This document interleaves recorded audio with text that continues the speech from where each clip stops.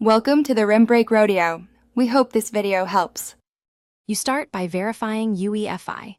Open System Information and confirm BIOS mode, says UEFI. Once done, update the Gigabyte BIOS to the latest stable version.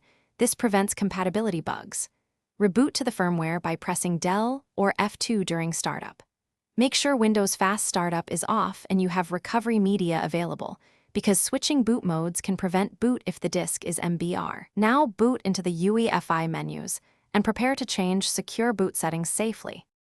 In the Gigabyte UEFI, go to the boot or security section. First, set OS type to Windows UEFI so the firmware applies Microsoft key expectations. Next, disable Compatibility Support Module, CSM. Secure Boot requires CSM off. Then enable Secure Boot and choose Install Default Keys or Load Factory Keys. This registers the Microsoft UEFI keys Valorant's anti-cheat expects. Save changes and exit. The system will reboot.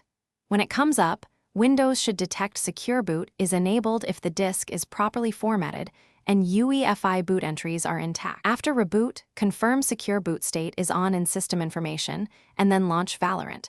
Vanguard requires Secure Boot. If Windows does not boot, don't panic. Re-enter UEFI and temporarily re-enable CSM so you can boot recovery media. Use MBR2 GPT to convert an MBR disk to GPT without data loss, then reapply the Secure Boot steps. One key tip: always install default or factory keys. Custom key changes often block Vanguard. Once